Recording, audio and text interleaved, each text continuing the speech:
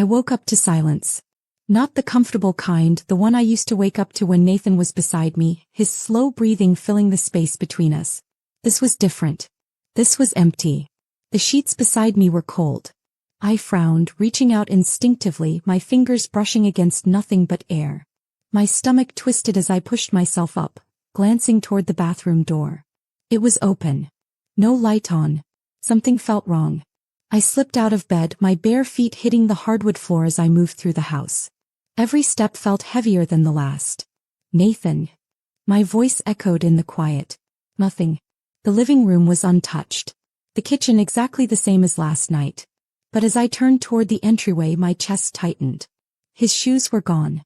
His jacket, the one he never left without, was missing from the hook by the door. I checked my phone. No messages. No missed calls. I told myself there had to be an explanation. Maybe he went out for something. Maybe he just needed air. But then an hour passed. And another. By the time the sun climbed high in the sky, the truth was pressing against my ribs like a vice. Nathan was gone.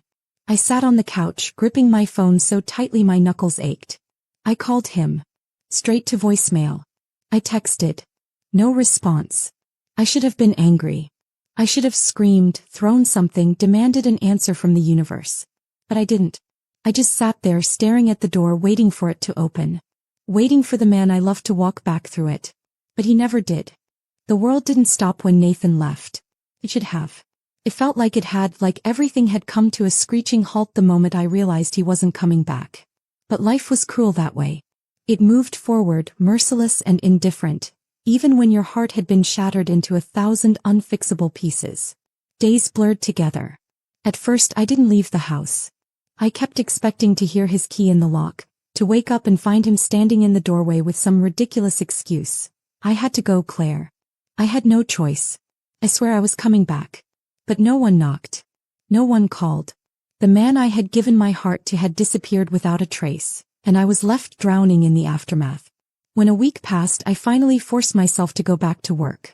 I thought the routine would help, that if I focused on something other than the gaping hole in my life, I could find a way to breathe again. And then everything changed. Started with the exhaustion. The kind that settled deep into my bones no matter how much I slept. Then came the nausea. First in the mornings, then all the time.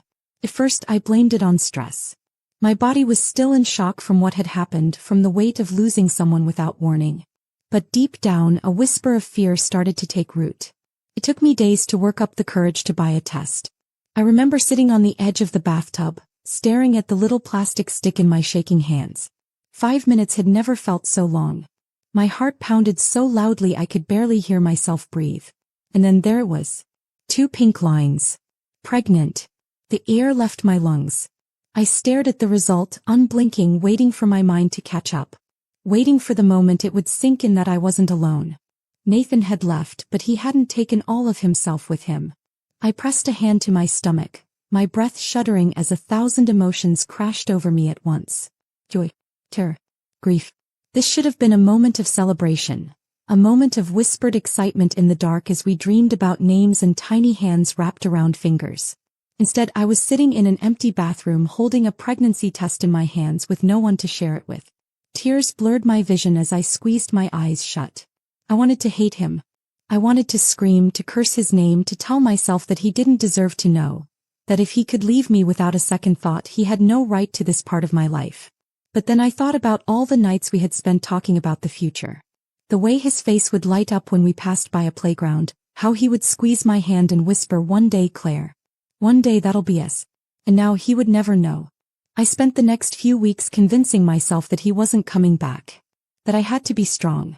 That this baby, this tiny unseen life growing inside me, deserved a mother who wasn't drowning in sorrow. So I picked myself up. I went to doctor's appointments alone. I decorated a nursery in soft yellows and greens. I learned to talk to the little one inside me, whispering promises in the quiet of the night. I don't know what the future holds, but I promise you this. I will love you enough for both of us. And somehow, against all odds, that love became enough. Until a year later, when the past came crashing back into my life. A year passes and I learn how to live again. Not all at once. Not in some big dramatic moment where the pain suddenly disappears. No, grief doesn't work that way. It lingers, settles into the cracks of your heart, makes a home inside you. Some days it's quieter, just a dull ache in the background.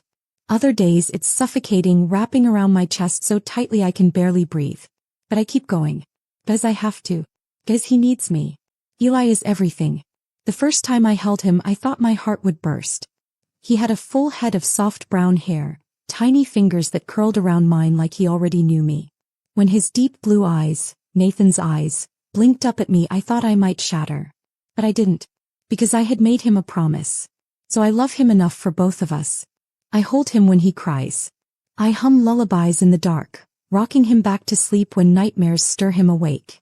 I press kisses to his chubby cheeks and whisper to him about the stars, about all the things I hope he gets to see one day. I build a life for him, a life that Nathan chose to walk away from. And somehow in the process I find a way to keep breathing again. Daniel helps. I met him 6 months ago. One of those chance encounters that happen when you least expect them. Eli had been crying for an hour straight and I was running on maybe 2 hours of sleep when I bumped into him. Literally. Spilled coffee, stammered apologies, my hands full with a fussy baby who was determined to make me lose my mind. And then Daniel had smiled. Not one of those fake polite smiles people give out of pity. A real one. Warm. Patient. The kind that made me feel like I wasn't drowning. He had helped me clean up, then sat with me in that tiny cafe, rocking Eli in his arms while I finally took a breath. He didn't push. Didn't ask questions. Just showed up. And he never really stopped. At first it was small things. Helping me carry groceries, dropping off coffee at the hospital where I worked, fixing the broken latch on Eli's crib without me asking. Then before I knew it he was part of our routine. Dinners at my place. Trips to the park with Eli on his shoulders, making him giggle louder than I ever thought possible. Late-night conversations on my couch, where I finally let myself laugh again. Daniel is safe. He is steady. He is everything I should want. And yet there's a part of me that still feels like I'm standing in a house with missing walls, trying to convince myself that it's complete. I ignore that part. Because Daniel is here. And Nathan isn't. One night after I put Eli to bed, Daniel stays a little longer than usual. We sit on the couch, his arm resting on the back of it, close but not touching. "You're exhausted," he murmurs, tilting his head to look at me. I let out a soft laugh. "Always." He watches me for a moment before speaking. "You don't have to do this alone, Claire." Something in my chest tightens but I force a smile. "I'm not alone." His eyes search mine. He doesn't say anything but I know what he's thinking. That I won't let him all the way in.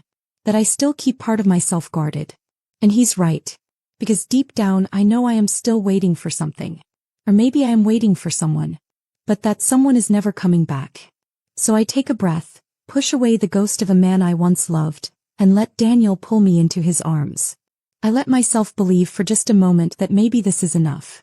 That maybe I don't need to look over my shoulder anymore. That the past is just that, the past. But the universe has other plans. Because the very next day Nathan comes back. I hear the knock but I don't think much of it at first. Eli is fussing in his high chair, tiny fingers smearing mashed banana all over his face, and Daniel is chuckling beside me as he wipes the mess from Eli's chubby cheeks. It's an ordinary morning, simple and warm, the kind I have come to treasure. The knock comes again, firmer this time. I frown, setting down my coffee. It's too early for visitors. My mother isn't due to stop by and Daniel is already here. A strange feeling coils in my stomach as I wipe my hands on a dish towel and make my way toward the door. The moment I pull it open, my entire world tilts on its axis. Nathan stands on the other side. For a moment I can't move. Can't breathe. My hands tighten around the doorknob, my pulse roaring in my ears. It can't be him. But it is. His dark brown hair is slightly longer than I remember, tousled like he's been running his fingers through it. His sharp jawline is covered with a light layer of scruff, and his once bright blue eyes, the eyes I memorized like a prayer, are tired, haunted. I open my mouth but no words come out. 1,000 questions battle in my mind but none make it past my lips. Where have you been?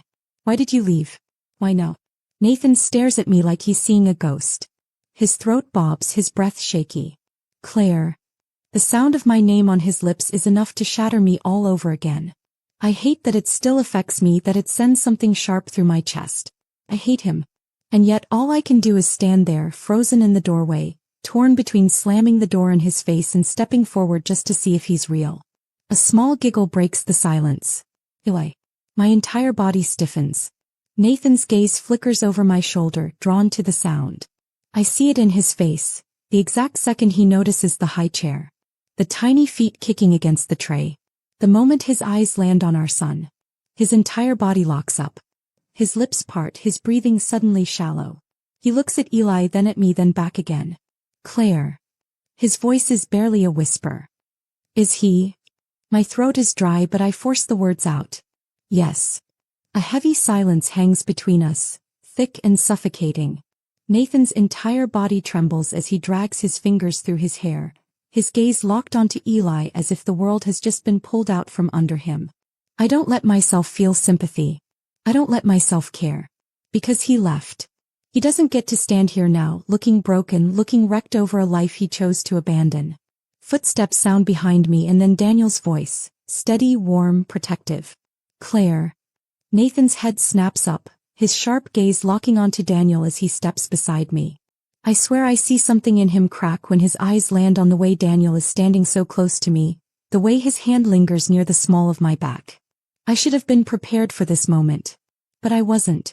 Nathan's expression shifts, hurt colliding with disbelief, jealousy crashing into realization. His eyes dart between Daniel and me, the truth slamming into him with full force. He's too late. His voice is hoarse when he finally speaks. You moved on. I stare at him, at the man I once loved, the man who was supposed to be my forever, and I force myself to harden. You left me no choice.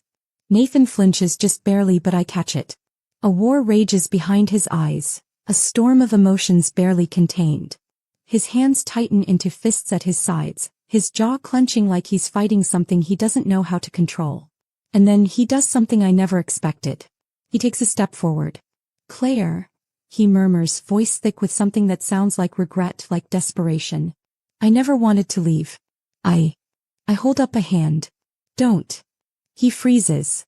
I force myself to breathe, to push down the 1,000 emotions clawing their way to the surface. You don't get to come back here and act like you have a right to this life, I say, my voice sharper than I feel. You don't get to stand there and look at me like I'm the one who broke us. Nathan doesn't move, but I see the way his fingers twitch. The way his stormy blue eyes glisten with words he wants to say but doesn't. Go, I whisper, my voice shaking. Before you break me again. He stares at me for a long moment and I swear I see something inside him crumble. But he doesn't argue. He just nods once stiffly and then slowly turns around, walking away before I can change my mind. I don't watch him leave. Instead I step back inside, shutting the door, locking it. And then for the first time in a long time, I allow myself to cry. Nathan doesn't stay gone. I knew he wouldn't. I saw it in his eyes before I shut the door in his face. The determination, the disbelief, the aching regret. He wasn't going to walk away quietly, not now. Not after seeing Eli. And I hate that a part of me was expecting him. 2 days pass before he comes back. This time I find him waiting outside the hospital when my shift ends. I stop in my tracks the second I see him, my pulse spiking. He's leaning against a lamppost, hands shoved into the pockets of his jacket, his gaze locked onto me the moment I step out of the building. For a second neither of us moves. Then slowly he pushes off the post and walks toward me. I should leave. I should pretend I don't see him and walk straight to my car. But my feet betray me. Nathan stops a few feet away, his blue eyes scanning my face like he's trying to memorize every detail. I cross my arms, keeping my posture stiff, unwilling to let my guard slip. What do you want? I ask, my voice colder than I feel. He exhales, his jaw tightening. 5 minutes. I shake my head, my chest tightening. Nathan. Please, Claire, he says, and something in his voice makes me pause. You deserve an explanation. I don't know if that's true. Maybe some things don't deserve explanations. Maybe some things are just too broken to fix. But I hear myself say, 5 minutes. We find a quiet bench near the hospital, the night air crisp around us. I sit stiffly, keeping my distance, while Nathan leans forward, resting his elbows on his knees, his fingers laced together like he's trying to hold himself together. And then he speaks. I never meant to leave. I scoff, shaking my head. You just Accidentally disappeared? His eyes flick up to mine, filled with something raw. I had no choice. My heart clenches, but I force myself to stay indifferent. You always had a choice, Nathan. You chose to leave. You chose to walk away from me, from us. He scrubs a hand over his face, exhaling sharply. I was in trouble, Claire. The kind I couldn't drag you into. I frown, studying him. What kind of trouble? He hesitates, and for the first time I see it, the exhaustion in his posture, the weight pressing down on him. "Hi, father," he finally says. My breath catches. Nathan never talked much about his father.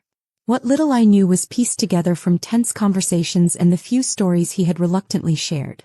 A man who was more a shadow than a presence, whose name carried weight in the worst way possible. I shift slightly. "Nathan, what did you do?" His lips press together before he exhales. "I didn't do anything. He did. And I got caught in the middle." I wait, my heart pounding. "My father owed people money," he continues. "A lot of it. And when he couldn't pay, they came after me." A chill runs down my spine. "Who?" Nathan clenches his jaw. "The kind of people you don't say no to." I stare at him, my mind racing. "So you ran?" He looks at me then, and I see the torment in his eyes. "I had to, Claire. They threatened you. They threatened to hurt you if I didn't disappear." The words hit me like a punch to the chest. I grip the edge of the bench, trying to make sense of it. "So, you thought leaving me, leaving everything, was the answer?" He looks away, his jaw tight. "I thought it was the only way to keep you safe." For a moment I can't breathe. I had spent a year hating him, cursing him, wondering what I had done wrong, what I had done to make him leave. And all this time he had left because he thought it would protect me. But that doesn't erase the pain. It doesn't undo the nights I spent crying, the mornings I woke up reaching for him, only to remember that he was gone. I stand abruptly, my hands shaking. "You don't get to come back here and act like that makes it okay." Nathan stands too, his expression raw. "I know that. Do you?" My voice cracks. "Because you left me. You left me to pick up the pieces of the life you abandoned." He flinches, his hands balling into fists at his sides. "You didn't even say goodbye," I whisper, my throat tight. "You didn't give me a chance to fight for you. To fight for us." He drags a hand through his hair. "If I had said goodbye, I wouldn't have been able to leave." Tears burn my eyes, but I refuse to let them fall. "I needed you, Nathan." My voice wavers. "We needed you." His face twists in anguish. "I know." Silence stretches between us, filled with too many words left unsaid. Finally I take a shaky breath. "It doesn't change anything." Nathan's eyes darken. "It changes everything." I shake my head, stepping back. "You don't get to decide that. You don't get to come back here and expect me to forget what you did." His chest rises and falls, his blue eyes burning into mine. "I don't expect you to forget." He swallows hard. "I just need to know, is it too late?" My heart stutters. "Because I don't have an answer." I turn away, my voice barely above a whisper. "I don't know." And before he can say anything else, I walk away. Because if I don't, I might let myself believe that loving him is enough. Nathan isn't the kind of man who gives up easily. I should have known that the moment I walked away, the moment I left him standing there with that desperate question hanging in the air, that this wasn't over. But I told myself I could pretend it was. That if I just kept moving forward, if I threw myself into work, into Eli, into Daniel, then maybe, just maybe, I could outrun the past. I was wrong. Because Nathan is everywhere. I see him outside the daycare when I drop Eli off, standing at a distance, watching as our son laughs with other children, completely unaware that his father is near. I see him at the grocery store where I turn a corner and nearly crash into him, my heart slamming against my ribs as he murmurs, "Claire." I see him in my dreams. And worst of all, I see him in Eli. Every time my son looks up at me with those deep blue eyes, every time his tiny fingers curl around mine in the same way Nathan's once did, I feel the weight of the past pressing down on me. And Daniel notices. One night after Eli is asleep, we sit together on my couch. The room is dimly lit, soft music playing from my speaker. Daniel has always been the kind of man who doesn't push, who doesn't demand more than I'm ready to give. But tonight there's something different in the way he looks at me. "You've been quiet lately," he says, his voice even. I force a small smile. "Long week." He studies me, his hazel eyes searching mine. It's him, isn't it? I exhale slowly, looking down at my hands. Daniel. I'm not mad, he says before I can finish. His voice is gentle but firm. I just need to know where your heart is. I close my eyes. Where is my heart? A year ago the answer would have been simple. It was with Nathan, the man who promised me forever and then vanished like a ghost. The man who left me to carry our child alone. But Daniel was the one who stayed. He was the one who picked up the broken pieces, the one who never let me feel like I was drowning. He was the one who held Eli in his arms like he had been there from the start. He was safe. And yet, my heart is tangled in the past. I look up at him, my throat tight. I don't know how to answer that. Daniel's jaw clenches, but he nods like he expected that. I need to ask you something, he says carefully. I brace myself. Okay. His hazel eyes meet mine. If he had never left, if he had never disappeared, would you still be with him? The question hits me like a wrecking ball. As I know the answer. And so does he. I look away and the silence between us is louder than any words I could say. Daniel lets out a slow breath, nodding to himself. Then he stands, rubbing a hand over his face before shoving it into his pocket. I love you, Claire, he says quietly. And I love Eli. But I need to know that I'm not just the man you settled for. Tears burn in my eyes. You're not. He gives me a sad smile. Aren't I? I don't know how to answer that either. Before I can find the words, he leans down and presses a soft kiss to my forehead. Take some time, he murmurs. Figure out what you want. Then he walks to the door, pausing just before he opens it. If it's me, I'll be here. And then he's gone. I sit there for a long time, my heart aching, my chest tight. And I realize something that terrifies me. No matter what I choose, I'm going to break someone's heart. I tell myself I'm not going to let it happen. That I can control this. That I can keep him away from Eli, keep our two worlds from colliding. That I can protect my son from the confusion, from the pain, from the man who walked away before he even knew he existed. But deep down I know the truth. It was always going to happen. Nathan was never going to stay in the shadows. And this morning as I walk into the daycare holding Eli's tiny hand in mine, I feel it before I even see him. The weight of his presence. The slow burn of his stare. I stop mid-step, my pulse stuttering. Nathan stands just outside the fence, his fingers gripping the metal, his stormy blue eyes locked onto Eli. Looks threat. Like the weight of the past year is finally catching up to him. Like seeing our son standing there, laughing, smiling, playing with other kids, is both the most beautiful and most heartbreaking thing he's ever seen. I kneel down to Eli's level, gently brushing his dark brown curls away from his face, forcing my voice to stay steady. Baby, go play for a few minutes, okay? Mommy will be right here. Eli grins, nodding eagerly before running toward the other kids. I straighten, take a deep breath and turn to Nathan. His gaze doesn't leave Eli. Not even for a second. I step closer, my arms crossing over my chest like a shield. You shouldn't be here. Nathan blinks, finally looking at me. I had to see him. His voice is rough, like it physically hurt him to speak. I shake my head, anger and panic warring inside me. No, you didn't. His jaw clenches. Yes, I did. There's something about the way he says it, something so raw, so desperate, that I falter. Nathan swallows hard, his hands tightening around the fence. He looks just like you. I let out a hollow laugh. That's a lie. His lips press into a thin line because we both know it. Eli is his mirror. His dark brown hair, his stormy blue eyes, his stubborn little pout. There's no mistaking who his father is. Nathan's gaze drifts back to our son, something unreadable flickering across his face. What's his name? The question stings. He should already know. I bite the inside of my cheek before answering. Eli. Nathan breathes out slowly, like the name is something sacred, something he wants to hold on to forever. A long silence stretches between us. Then, barely above a whisper, he asks, "Does he know about me?" I hesitate, my fingers gripping the strap of my purse. He knows he has a daddy. I swallow hard. But he doesn't know who you are. Nathan flinches like I just punched him in the gut. I should feel satisfied. But all I feel is exhausted. He drags a hand down his face, his breathing uneven. Claire, No, I shake my head. You don't get to do this. You don't get to stand here and look at him like you didn't make the choice to leave. Nathan's expression tightens. You think I wanted to? I don't care what you wanted, I snap, my voice rising. You left Nathan. And now you want to come back like you're owed something? He steps closer and for the first time I see something fierce, something determined in his eyes. I don't want anything, he says. I just want him to know me. The words knock the air from my lungs. Because I don't know if I can let that happen. Because the thought of Nathan being in Eli's life, only to leave again, terrifies me more than anything. I shake my head, my throat tight. I don't know if I can trust you with him. Nathan's expression cracks. Claire, please. I exhale sharply, my heart pounding.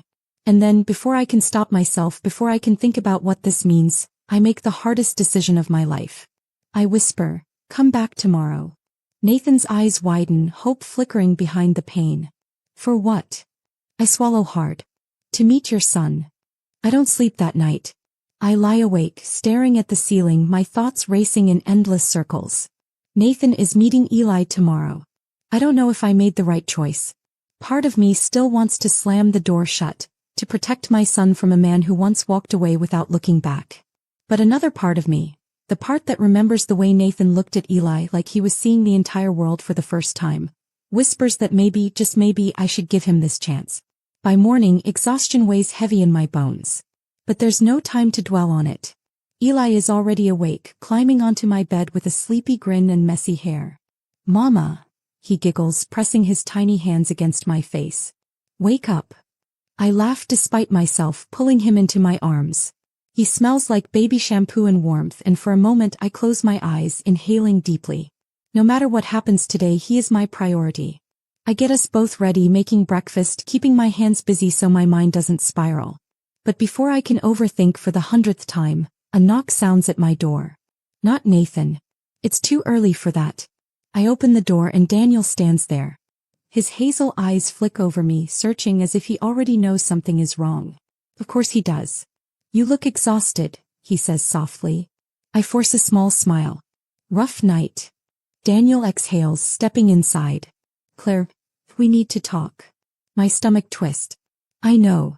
He rubs the back of his neck, looking hesitant. Something he never is. I saw him yesterday. I don't pretend not to understand. My fingers tighten around the edge of the counter. Daniel. He's back, Daniel says, his voice careful but firm. And I need to know where that leaves us. I inhale shakily, looking away. I don't know. Silence. Daniel's jaw tenses. He nods slowly, like he expected that answer. Do you love him? The question slams into me. I open my mouth, but no words come out. Because I don't know how to answer that. I love you, Daniel continues, stepping closer.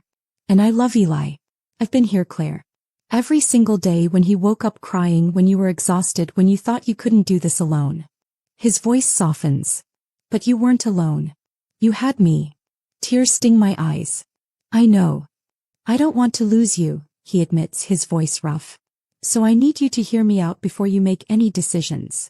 I lift my gaze to his, my heart pounding. Daniel. He pulls something from his pocket. A small velvet box. My breath catches. Oh, this isn't happening.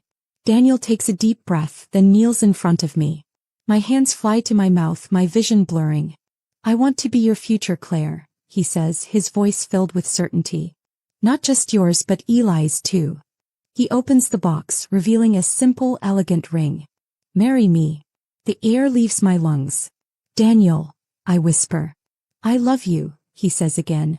I have loved you since the first time I saw you struggling with Eli in that cafe, and I knew in that moment, I wanted to be the man who stood beside you, who loved you through all of it.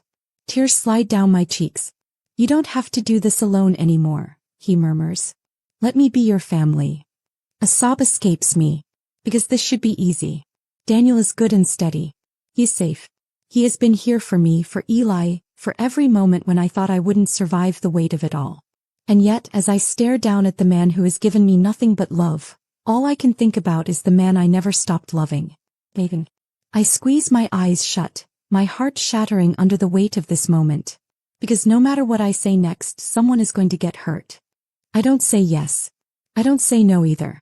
The silence stretches between us, heavy and suffocating. Daniel kneels there, still holding the ring, his hazel eyes searching mine for an answer I can't give him. I press a trembling hand to my lips, my chest rising and falling in uneven breaths. Daniel. His expression shifts. He already knows. Slowly, he exhales and closes the box, standing up with quiet resignation. He doesn't lash out. He doesn't demand answers. He just nods, pressing his lips into a thin line. Take your time, he says, his voice controlled but distant. But don't take too long, Claire. Because I can't wait forever. And then he walks away.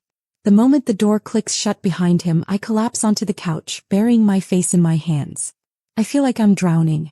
I want to love Daniel the way he deserves. I want to be sure to choose him without hesitation. But my heart has never worked that way. Because part of it still belongs to someone else. And I hate myself for it. I don't have time to process any of it before another knock sounds at the door. Not again. My body is still trembling from Daniel's proposal when I force myself to stand and open the door. Nathan. His stormy blue eyes are filled with urgency, his posture tense like he's been pacing before he finally decided to knock. His gaze sweeps over my face, lingering on my tear-streaked cheeks, and his jaw tightens. What happened? He asks, his voice rough. I shake my head, stepping back. I don't want to do this right now. Nathan doesn't move. I saw him leave. His voice is quieter this time, edged with something unreadable. Did he ask you to marry him? I swallow hard. It's none of your business. His hands clench into fists at his sides. Claire. I wrap my arms around myself, exhaustion crashing over me. Why are you here, Nathan? He exhales sharply, running a hand through his hair. Because I can't keep pretending like I don't care. I stare at him, my breath hitching. What? I can't stand the thought of you with him, he says, voice shaking. I know I have no right. I know I lost you the second I walked away. But Claire, he steps forward, his blue eyes dark with desperation. I never stopped loving you. A sharp pain pierces through my chest. I shake my head, taking a step back. You don't get to say that. Why not? His voice rises, emotion raw and unchecked. Because it's the truth? Because you still feel it too. Tears burn in my eyes. You don't know what I feel. Nathan exhales shakily, running a hand down his face. Then tell me you don't love me anymore. I freeze. The air between us crackles, heavy with everything unsaid. My voice breaks. I can't say it, because it would be a lie. Nathan takes another step closer and suddenly he's right in front of me. I can feel the warmth of him, smell the familiar scent that used to mean home. His hands tremble as they lift, hovering just inches from my face, like he's afraid I'll pull away. Tell me to leave, he murmurs. Tell me that Daniel is the one you want, and I swear, Claire, I'll walk away. My throat tightens. I should say it. I should end this right now before it spirals even further out of control. But I can't. Nathan lets out a broken laugh, shaking his head. I knew it. My vision blurs as I whisper, this doesn't change anything. His hands finally cup my face, his touch achingly familiar. Doesn't it? I close my eyes. Because for the first time in a long time I don't know what I want. I run. Not physically, not in the way Nathan did when he left, but in every other way that matters. I pull away from him before his touch can burn itself deeper into my skin. I step back, I force myself to breathe, I do everything in my power not to collapse under the weight of his words. I can't do this, I whisper. Nathan's hands drop to his sides, his blue eyes dark with something heavy, something desperate. Claire, please. I shake my head, swallowing against the lump in my throat. You don't get to come back after a year and expect me to just forget everything. I don't want you to forget. His voice is raw, full of the same pain that's been eating me alive. I just want a chance. I let out a hollow laugh, my arms wrapping around myself like they can hold me together. A chance. My voice wavers. Do you have any idea what it was like, Nathan? Waking up every day wondering what I did wrong? Carrying our son alone, knowing he would never know his father. Nathan flinches, but I don't stop. I can't. I hated you, I whisper, my voice shaking. For so long I hated you for leaving me, for leaving him. I squeeze my eyes shut, forcing back the tears that threatened to spill. And now you're here telling me you never stopped loving me? That you want a second chance? He takes a slow step forward, voice hoarse. Yes. I let out a sharp breath, shaking my head. It's not that simple. His jaw clenches. It could be. I look at him, at the man who once held my entire world in his hands, the man I never stopped loving even when I wanted to.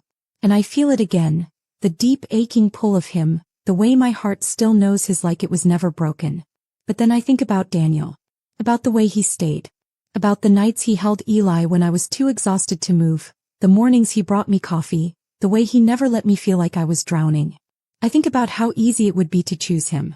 But love isn't easy. And I am so tired of feeling like I am constantly being torn in two.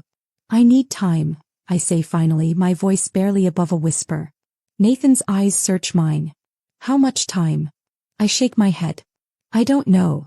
He swallows hard, nodding, but I can see the way his hands clench, the way his entire body is bracing for the impact of whatever happens next. I'll wait, he says, his voice steady but pained. As long as it takes. The words break something inside me. Because someone is going to lose. And I don't know if I'm strong enough to decide who. I wake up to sunlight streaming through my window, but there is no warmth in it. 4 days I felt like I'm living in someone else's skin. Trapped in a life that isn't mine, stuck between two men who both hold pieces of my heart. Nathan is everywhere. He's in Eli's laughter, in the late-night thoughts that keep me awake, in the aching memories I swore I had buried. Daniel is here. He has always been here. And as much as I want to pretend that love is some uncontrollable force, something that simply happens to us, I know now that love is a choice. And I have already made mine. I find Daniel at his apartment.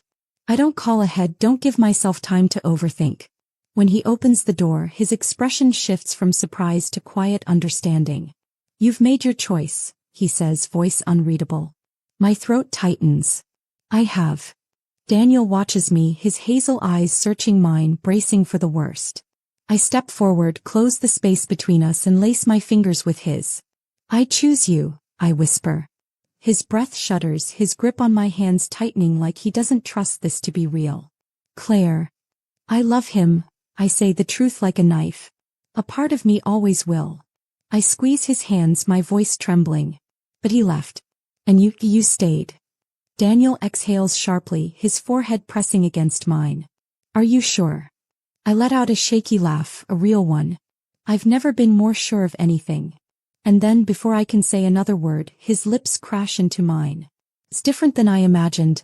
Not rushed, not desperate, not the kind of kiss that is afraid of slipping away. It's steady. Certain. The kind of love that is built, not found.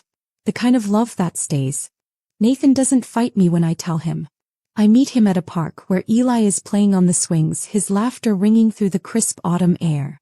Nathan watches him with quiet longing, his hands tucked into the pockets of his jacket, shoulders tense. I sit beside him on the bench, inhaling slowly, gathering the strength for what I have to say. I'm choosing Daniel. The words hang between us, final and unshakable. Nathan's jaw tightens, but he doesn't look at me right away. Instead, he stares at Eli, watching as our son kicks his legs, trying to make the swing go higher. When he finally turns to me, his stormy blue eyes hold an emotion I can't quite name. Acceptance. Resignation. Pain. I knew you would, he says, his voice hoarse. I think I knew from the moment I saw you in his arms. I swallow hard. I never wanted to hurt you. He lets out a quiet, bitter laugh. It was always going to hurt, Claire. No matter what. I look down at my hands, guilt tightening around my ribs. I want you in Eli's life. If you still want that. Nathan's breath stutters like the weight of those words is almost too much. Fully he nods. More than anything. Tears prick my eyes, but I blink them back. Because this is right. This is what's best for all of us. I reach over, placing my hand over his. He looks at me, his fingers tightening around mine for just a second before he lets go. It should have been us, he whispers. I close my eyes. Maybe in another life.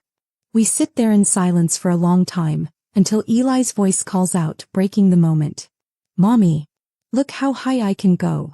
I turn, watching as Daniel stands behind the swing, pushing Eli with a grin on his face. Eli's giggles fill the air and I feel it then, peace. Nathan sees it too. His lips press into a sad smile as he exhales. He's good for you. I nod, watching Daniel lift Eli from the swing and toss him playfully into the air. He is. Nathan stands slowly, stuffing his hands into his pockets. Take care of yourself, Claire. I look up at him, my chest tight. You too. He hesitates for a moment like there's more he wants to say. But then he just nods once and walks away. I watch him go, my heart aching but not breaking. Not anymore. Because this is my life. And when Daniel turns, catching my gaze with that familiar warmth, holding out his hand for me to join them, I take it. And this time I don't look back.